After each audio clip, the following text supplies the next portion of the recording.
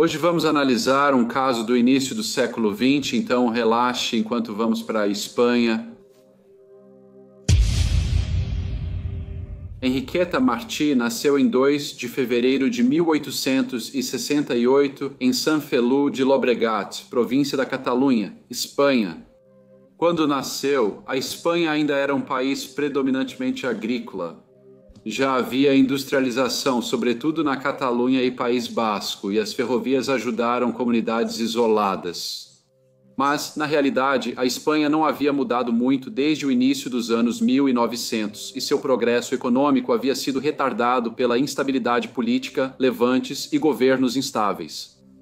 Infelizmente, a mãe de Enriqueta morreu quando ela ainda era muito jovem, então ela foi criada pelo pai, um agricultor dedicado que passava horas diárias nos campos buscando sustentar sua filha. Ele era muito querido pelos vizinhos, que o viam como bondoso e honrado. Além da fazenda, o pai de Enriqueta se interessava por ervas, cultivando várias delas em seu jardim. Ele sabia fazer poções de plantas que, segundo ele, curavam muitos males e doenças. Ele fornecia esses remédios de ervas para pessoas da região, principalmente para quem não podia consultar um médico. Claro, ele cobrava um pouco pelo trabalho e o dinheiro extra era sempre bem-vindo, especialmente porque a situação na Espanha estava difícil na época. Aos 15 anos, Enriqueta conheceu uma família rica de Barcelona que passou o verão em Sant Feliu. O ar fresco longe da cidade e a bela paisagem eram o lugar perfeito para eles passarem as férias. A família tinha várias crianças e Enriqueta ajudava a cuidar delas. Como o pai, ela era carinhosa e as crianças se apegaram muito a ela. Quando o verão acabou e a família estava prestes a voltar para Barcelona, eles perguntaram se Enriqueta gostaria de ir com eles para trabalhar como babá. Enriqueta ficou muito animada com isso e, é claro, aceitou. Apesar de Barcelona estar a só 23 quilômetros de sua cidade natal, era uma cidade grande e muito diferente de tudo que Enriqueta já conhecia. Grandes avenidas, belos parques e ruas sempre cheias de pessoas apressadas, cuidando de seus afazeres. Ela se adaptou muito bem e, pelos 2 anos seguintes, trabalhou para a família e morou na casa deles, em um bairro muito rico. Nos dias de folga, ela sempre saía para explorar.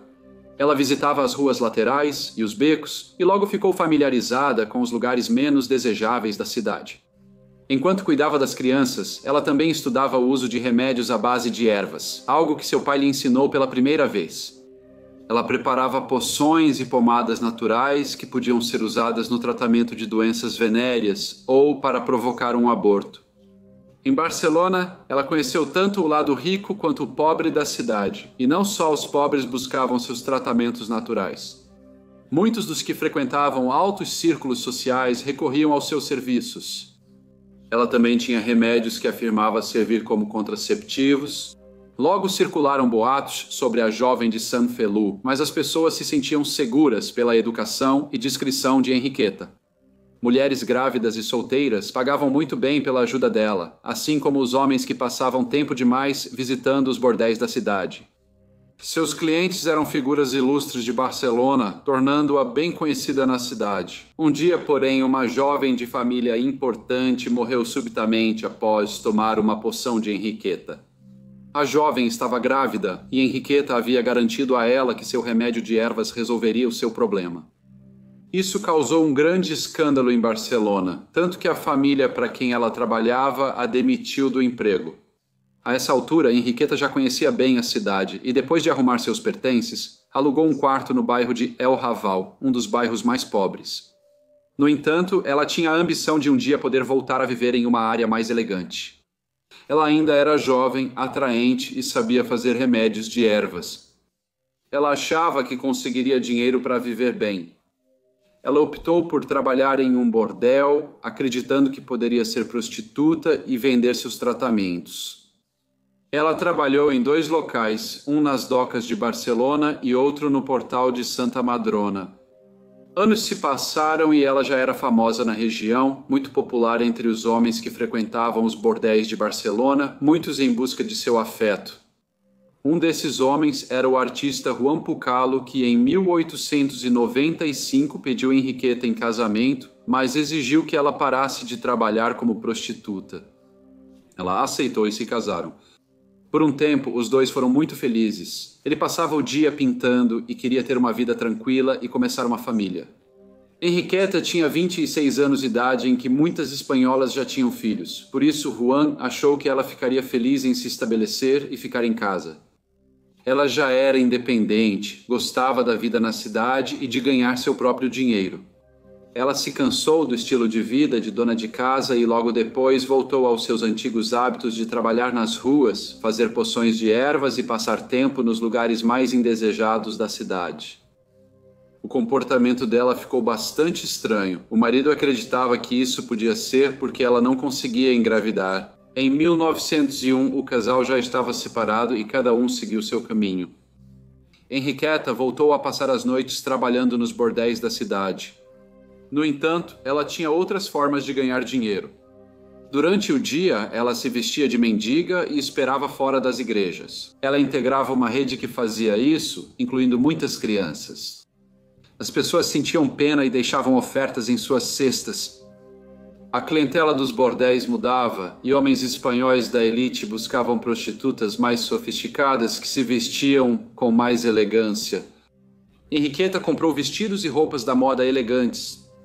Ela então procurava clientes fora dos locais frequentados pelos homens ricos. Relatos indicavam que crianças desapareceram em bairros pobres de Barcelona, e Henriqueta era acusada de raptá-las e entregá-las sem remorso a seus clientes.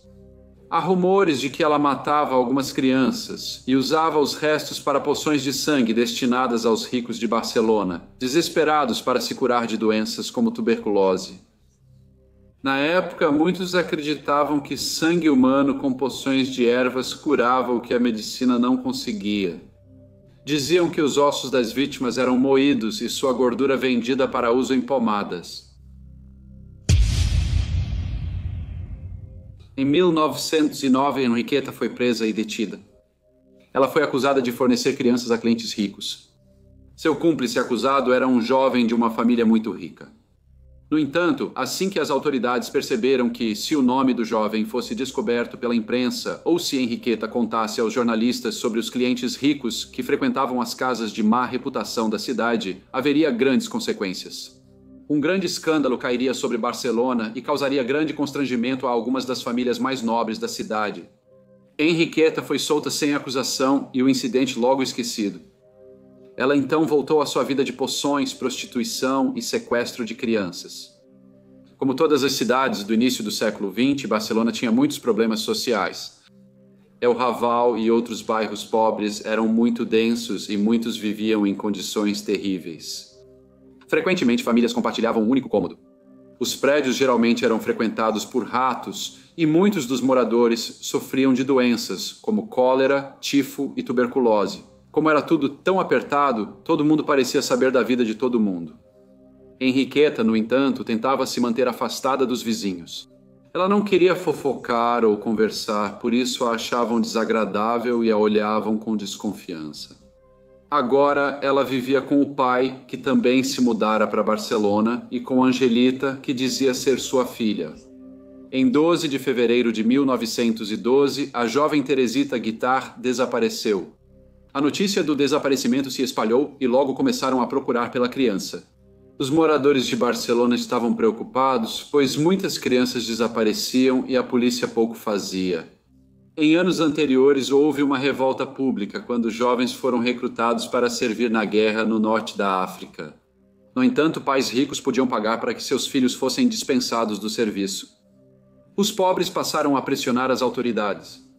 Eles estavam cansados de serem tratados diferente e achavam que os administradores da cidade precisavam agir mais nas questões sociais e encontrar o responsável por levar as crianças.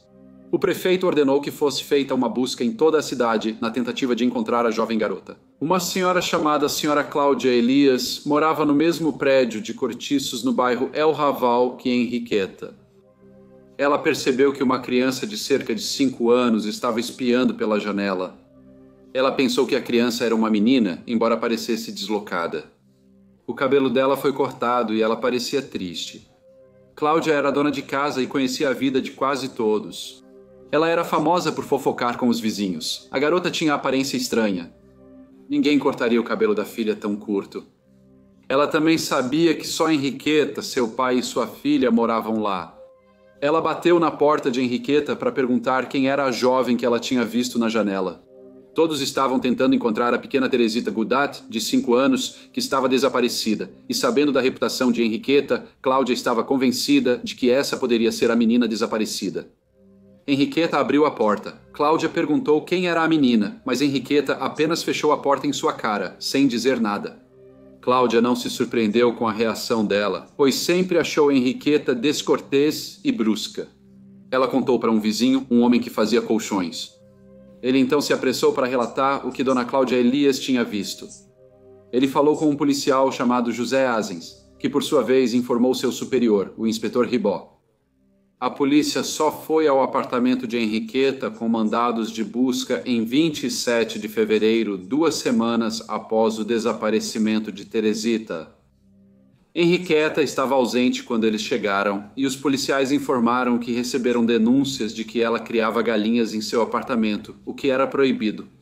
Ela subiu com os homens e abriu a porta. Não havia galinhas. Eles viram 2 meninas brincando no chão. Os policiais perguntaram os nomes. Uma disse ser filha de Henriqueta e se chamar Angelita. A outra disse que seu nome era Felicidade. Um dos policiais então perguntou à menina se seu nome era de fato Teresita Guttad e ela respondeu que sim. Ao ser interrogada, Henriqueta disse ter encontrado a menina no dia anterior em péssimo estado. Ela disse que a menina estava suja e que seu cabelo estava infestado de piolhos, por isso ela havia cortado o cabelo. Eles não acreditaram nela, pois a vizinha declarou ter visto a menina dias antes. Apesar de muito jovem, Teresita contou à polícia uma história macabra. Ela disse que sua mãe só a deixou por um momento, quando Henriqueta a levou. Ela cobriu a cabeça dela com um pano e prometeu doces, se ela ficasse quieta. No apartamento, Henriqueta cortou seu cabelo e disse que agora ela se chamaria Felicidade e que seus pais não a queriam mais. A jovem disse que viu sacos com roupas infantis ensanguentadas e uma faca grande. A polícia reuniu a menina com seus pais e houve muito alívio e celebração por toda a cidade.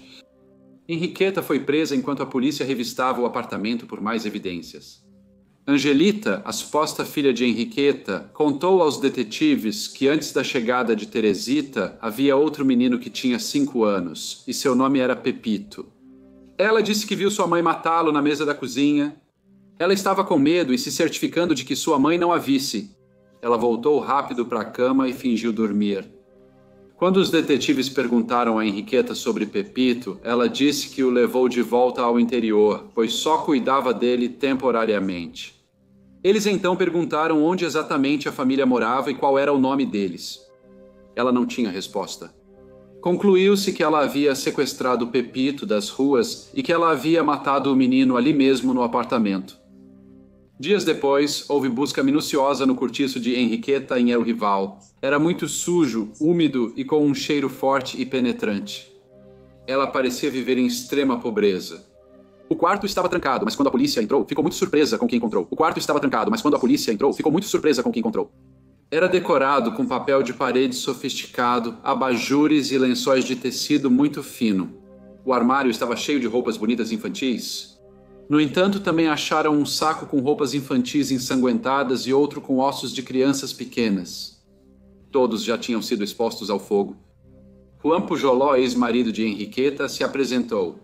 Ele disse à polícia que não tinha nada a ver com os assassinatos, mas que ela havia usado o nome dele, Pujoló, ao alugar o apartamento. Ele disse que eles não moravam juntos há mais de 5 anos e que Angelita não era filha de Henriqueta, nem dele. Um exame médico também confirmou que Henriqueta nunca havia dado à luz. Depois, Henriqueta admitiu que Angelita era sua sobrinha. Ela disse que ajudou a irmã de seu marido durante o parto e depois que a menina nasceu, contou a ela que a bebê havia morrido. No entanto, isso não era verdade. Ela havia escondido a criança para si. Após ser detida, Henriqueta foi presa para aguardar julgamento. Houve um frenesi público, pois finalmente a polícia havia colocado o monstro de Barcelona atrás das grades. Sua prisão foi noticiada em toda a Espanha e causou sensação. Os jornais encheram suas páginas com histórias sobre Henriqueta e ela foi apelidada de Vampira de Barcelona. Semanalmente, surgiam novas acusações de testemunhas dizendo que seus filhos foram roubados. Uma moradora de Alcanis relatou que Henriqueta sequestrou seu filho há 6 anos. Ela contou que viajou para Barcelona com o filho pequeno e Henriqueta foi muito bondosa. Ela disse que estava exausta e faminta após a longa viagem. Então, embora tivesse acabado de conhecer Henriqueta, ela deixou seu filho com ela por um curto período de tempo. Mas Henriqueta desapareceu com ele. A senhora disse que nunca descobriu o que aconteceu com seu filho. Diante das evidências, Henriqueta sabia que seria considerada culpada e provavelmente executada. Então, possivelmente por um sentimento de remorso, ela confessou que também alugava outros imóveis. Um apartamento na Rua Taleres, outro na Rua Picalque e uma casinha na Jogos Florais. Os imóveis foram revistados e encontrados mais restos humanos, além de pomadas e remédios de ervas. Foram descobertos 15 jarros. Alguns tinham gordura humana, outros sangue, cabelo e ossos. Em um armário, os investigadores encontraram algumas das curas mágicas de Henriqueta que ela já havia preparado para vender.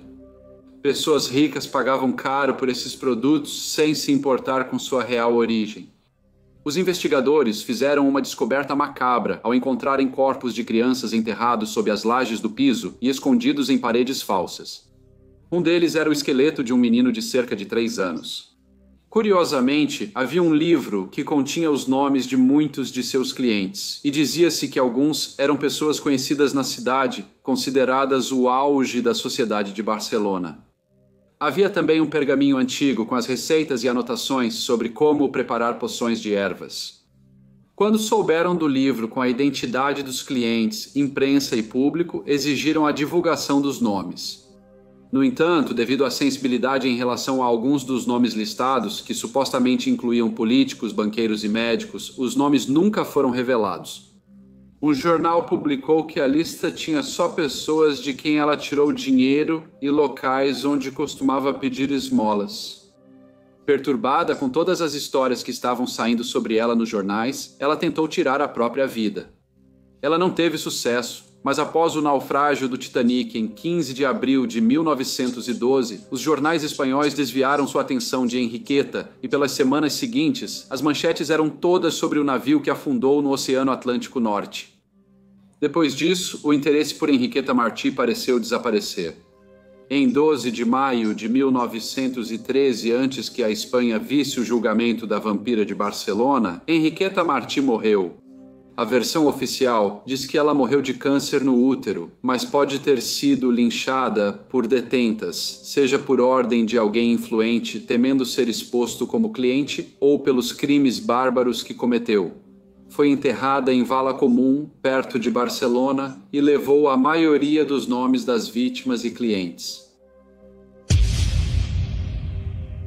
Olá a todos e muito obrigado por ouvirem. Como sempre, por favor, deixem qualquer comentário ou sugestão que tiverem e espero vê-los novamente no próximo Briefcase.